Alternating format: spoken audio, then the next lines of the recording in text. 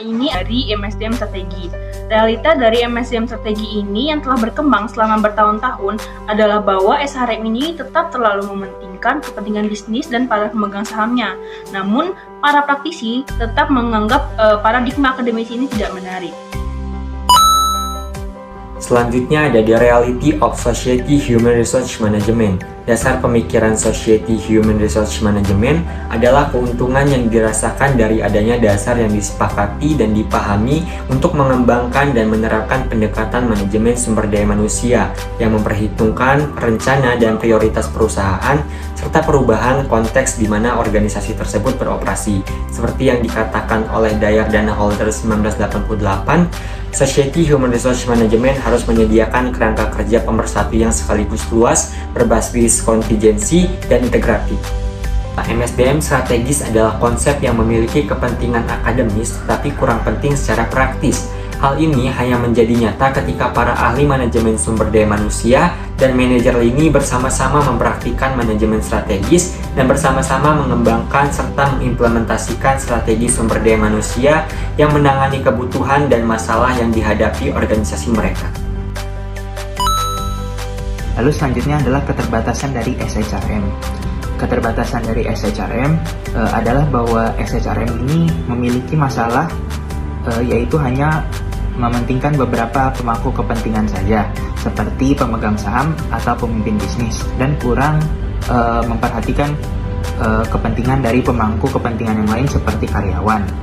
Menurut Kay, pada tahun 1999, ia mengamati bahwa penelitian SHRM hanya mementingkan perspektif dari organisasi saja. Hal ini menunjukkan bahwa SHRM dapat meningkatkan perusahaan, namun juga dapat merugikan karyawan jika karyawan tersebut hanya dipandang sebagai komoditas.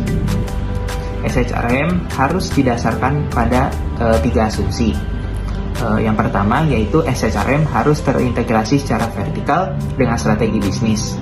Lalu yang kedua harus terintegrasi secara horizontal dengan satu sama lain. Lalu yang ketiga, SHRM harus mementingkan semua pemangku kepentingan di dalam organisasi. Kesimpulan dari materi strategi Human Resource Management, pendekatan manajemen sumber daya manusia yang bersifat strategis dapat membantu organisasi mengintegrasikan kebijakan SDM dengan tujuan bisnis untuk mencapai keunggulan yang kompetitif. Namun, terdapat keterbatasan dalam penerapannya, termasuk tantangan dalam mengukur dampaknya secara akurat dan adaptasi terhadap perubahan lingkungan bisnis yang dinamis. Dalam prakteknya, implementasi memerlukan keseimbangan yang tepat untuk mencapai keberhasilan jangka panjang. Materi selanjutnya, The Case for People Management. Pada wawancara studi kasus, tim IAS dikejutkan oleh tidak adanya istilah manajemen sumber daya manusia strategis dalam bahasa HR saat ini. Memang benar, meskipun fungsi tersebut umumnya menamakan dirinya HR dan seringkali ingin lebih strategis dalam orientasinya, fungsi tersebut cenderung tidak banyak bicara tentang human atau manusia. Istilah manajemen sumber daya manusia mulai mendapat perhatian karena lebih mudah dipahami dan dapat diterapkan baik secara strategis maupun praktis. Penggunaan istilah ini diharapkan mengarah pada pemahaman yang lebih luas tentang ketenagakerjaan dan manajemen tenaga kerja. Pentingnya membedakan antara manajemen sumber daya manusia dan strategi sumber daya manusia disoroti, karena ide strategi memberikan pandangan yang lebih komprehensif tentang pengelolaan sumber daya manusia di dalam organisasi. Baik, pada bab 6 kali ini kita akan membahas tentang the concept of management. Manajemen sumber daya manusia semakin banyak digunakan sebagai alternatif terhadap manajemen sumber daya manusia. Namun, kalimat ini bukanlah sinonim. Ini tidak boleh sekadar perubahan ke nama yang lebih dapat diterima. Filosofi manajemen sumber daya manusia diperlukan berdasarkan prinsip bahwa karyawan harus dianggap sebagai manusia dan bukan sebagai sumber daya yang dapat dieksploitasi. Bagaimana kutipan Klaus yang mengatakan, kita harus memperlakukan manusia semata-mata sebagai tujuan dan bukan sebagai sarana. Kesejahteraan karyawan itu sangat penting. Kesejahteraan berdampak besar pada kinerja perusahaan. Kinerja organisasi sebagai hasil dari peningkatan pengalaman karyawan dan tingkat keterlibatan motivasi dan kepuasan kerja yang lebih. Sistem manajemen sumber daya manusia yang mengatur setiap yang disebutkan di atas akan mencakup bidang yang sama dengan sistem Human Resource Management, namun akan menerapkannya secara berbeda-beda. Baik, untuk materi yang lebih lengkapnya akan dijelaskan pada bab selanjutnya. Baik, selanjutnya yaitu definisi dari people management. People management dapat didefinisikan sebagai pendekatan yang mengakui keberagaman pihak yang terlibat dalam hubungan kerja. Pendekatan ini memahami perlunya memuaskan kepentingan pemilik bisnis, mengelola organisasi sektor publik atau sukarela, serta memperhitungkan tanggung jawab terhadap pemasok dan masyarakat umum. Nah, dalam esensinya, people management tidak hanya memperlakukan karyawan sebagai sumber daya atau faktor produksi yang dapat digunakan sesuai kehendak pemilik atau manajer. Sebaliknya, pendekatan ini bertujuan mencapai keseimbangan antara kebutuhan karyawan dan kepentingan pihak lain. People management juga berusaha menerapkan kebijakan ketenagakerjaan yang sah secara sosial, memberikan manfaat baik bagi karyawan maupun pihak pengelola. Selain itu, people management tidak hanya fokus pada tujuan bisnis strategis organisasi, tetapi juga peduli terhadap pengalaman karyawan. People management itu sendiri contohnya yaitu perusahaan yang memberikan kebijakan-kebijakan yang membantu kesejahteraan karyawan serta memenuhi kewajibannya terhadap pemegang saham lainnya dan juga tujuan bisnisnya. Contoh dari kebijakan-kebijakan itu sendiri yaitu program pengembangan karyawan, fleksibilitas kerja, serta kebijakan yang melibatkan karyawan dalam pengambilan keputusan, dan sebagainya. Baik, di sini saya akan menjelaskan tentang strategic people management. Strategic people management adalah manajemen sumber daya manusia strategis yang berkaitan dengan pengembangan atau pendekatan-pendekatan terhadap pengelolaan orang dalam suatu organisasi yang dapat memenuhi kepentingan dan kebutuhan semua pemangku kepentingannya. Yang pertama itu ada konsep atau filosofi. Pada HRM, Calvinisme adalah lebih berfokus pada nilai keteraturan, sedangkan menurut Darwin, Calvinisme adalah suatu kelangsungan hidup yang terkuat. Dalam MSDM, terdapat quakerism atau penekanan pada persekutuan non-otoriter. Yang kedua yaitu kepemilikan pemegang saham atau senior dan prioritas. Pada HRM yaitu lebih mementingkan manajemen didorong oleh karyawan yang dianggap sebagai faktor-faktor produksi.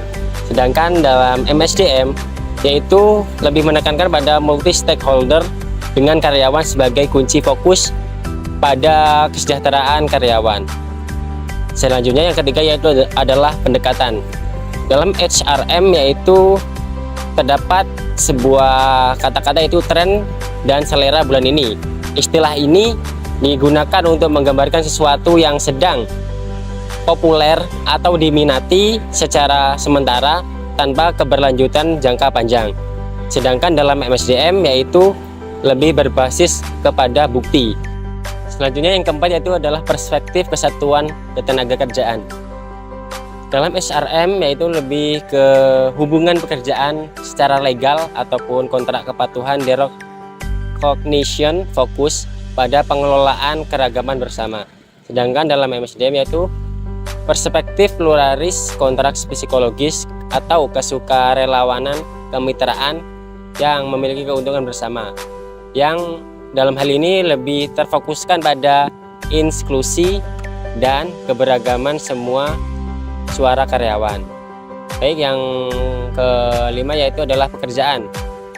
Dalam HRM yaitu lebih ke intensifikasi kerja secara mekanistik, sedangkan dalam MSDM yaitu lebih ke dalam penekanan pada kualitas pekerjaan yang fleksibel.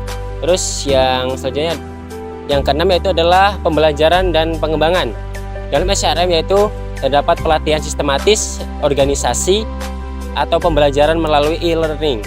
Sedangkan dalam MSDM yaitu lebih ke dalam tempat kerja seperti pengalaman atau pembelajaran sosial dan pembelajaran organisasi melalui blended learning. Baik, yang ketiga adalah penekanan pada kinerja. Pada HRM yaitu lebih terfokus pada keuangan individu, sedangkan dalam MSDM yaitu pada Balanced Scorecard Collective. Baik, yang ke-8 adalah penghargaan dan insentif. Pada HRM yaitu penekanan finansial sangat berbeda sesuai dengan kinerja individu, sedangkan dalam MSDM yaitu total penghargaan dan pengakuan lebih banyak dibagikan secara luas atau secara bagi hasil. Yang ke-9 yaitu adalah kinerja manajemen. HRM yaitu hasil dan fokus pembayaran acara tahunan, sedangkan dalam MSDM kekuatan berdasarkan pada fokus pengembangan, dialog berkelanjutan dan umpan balik. Baik, yang selanjutnya adalah perbandingan antara HRM strategis dan manajemen sumber daya strategis. HRM strategis yaitu fokus pada kesesuaian strategis, vertikal, dan horizontal sebagai sarana untuk memajukan kepentingan bisnis pemiliknya atau pemegang saham. Sedangkan dalam MSDM strategis yaitu menyadari pentingnya kesesuaian strategis, tetapi penekanannya adalah pada pendekatan multi pemangku kepentingan, memajukan kepentingan rakyat yang bekerja dalam bisnis tersebut. Selanjutnya perbedaan yang kedua yaitu dalam HRM strategis itu melihat kinerja terutama dalam hasil keuangan, kecenderungan untuk menempatkan keuntungan untuk seseorang. Saya akan menjelaskan tentang perbedaan dari SDM strategis dan juga HRM strategis. MSDM strategis fokusnya adalah pada yang lebih realistis, pendekatan terhadap pengembangan dan implementasi strategi orang pekerjaan dari itu tersebut.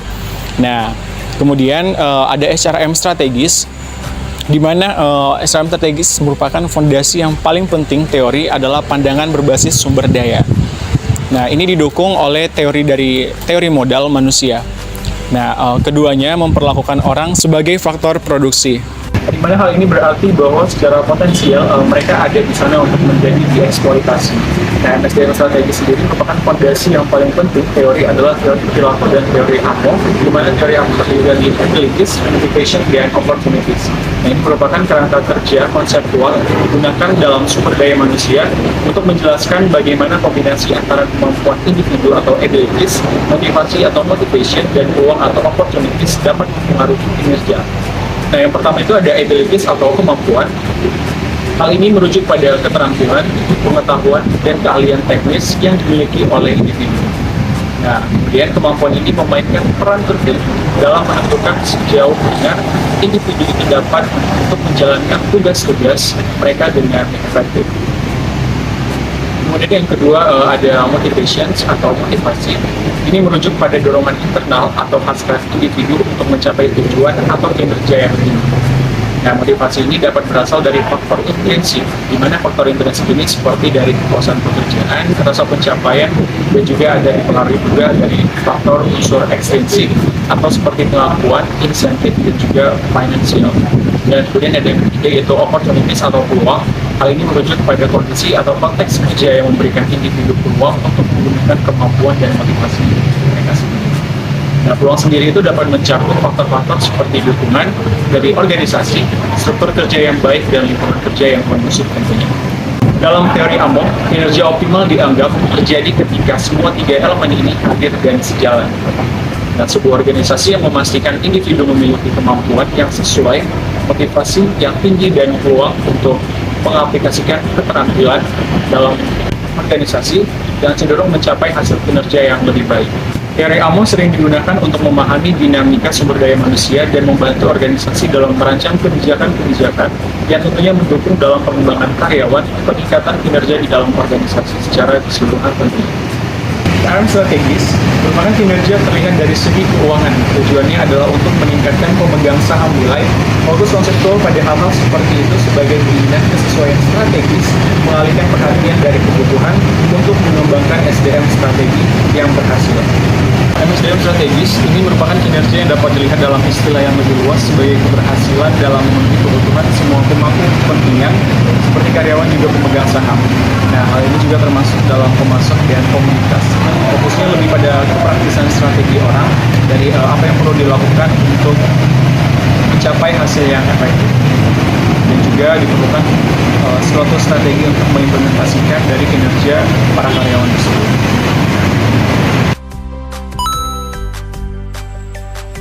Kesimpulan pada bab 6 ini adalah konsep manajemen sumber daya manusia strategis dibangun berdasarkan ide-ide yang terkandung dalam konsep manajemen sumber daya manusia strategis. Namun, hal ini memberikan pandangan yang lebih luas tentang cara memperlakukan karyawan. Nah, prinsip utama pengelolaan sumber daya manusia strategis adalah kebutuhan akan kesesuaian strategis, pendekatan multi pemangku kepentingan seperti yang diusulkan oleh Walton tahun 1974 beberapa waktu lalu, walaupun masih relevan untuk saat ini. Kemudian ada pengembangan kapasitas manusia, pertumbuhan dan keamanan, integrasi sosial, hak dan keterwakilan, relevansi sosial pekerjaan, lingkungan kerja yang aman dan sehat, keseimbangan kehidupan kerja, dan imbalan yang memadai dan adil. Namun, karakteristik mendasar dari manajemen sumber daya manusia strategis adalah mengadopsi pendekatan pragmatis, baik dalam pengembangan maupun penerapan strategi sumber daya manusia. Studi kasus tentang penyimpangan fungsi operasional MSDM di PT Grab Holding Incorporated. Perusahaan ini bergerak di bidang transportasi. Kasus yang sempat ramai ada salah satu calon mitra Grab, penjana tuli yang mendapatkan diskriminasi oleh karyawan security dari pihak Grab. Walaupun peraturan tentang hak penyandang disabilitas dalam penetapan kerja ini sudah ada, namun hal ini tidak menjamin para penyandang disabilitas mendapat hak mereka dalam pekerjaan operasional. Menanggapi hal ini, kemudian perusahaan melakukan pemeliharaan karyawan, khususnya pada penyandang disabilitas, di mana menurut Edwin B. Filippo, fungsi pemeliharaan karyawan ini adalah dengan memperhatikan kondisi fisik, mental, dan emosi karyawan. Hal ini juga berkaitan dengan isu pekerja disabilitas yang akan dicakup dan isu mana yang akan dikaitkan dengan kebijakan yang sudah ada. Kemudian pelatihan terhadap karyawan dan unit perusahaan tentang kesadaran mereka terhadap penyandang disabilitas. Kemudian hal terakhir yang dilakukan perusahaan adalah dengan menumbuhkan kesadaran dan kepedulian karyawan terhadap disabilitas di lingkungan kerja. Hal ini dilakukan dengan melakukan pelatihan terhadap karyawan tentang bagaimana mereka memperlakukan penyandang disabilitas, hak-hak yang harus didapatkan oleh penyandang disabilitas, keberagaman, dan motivasi di lingkungan kerja, serta mempromosikan non-diskriminasi di tempat kerja yang lebih baik.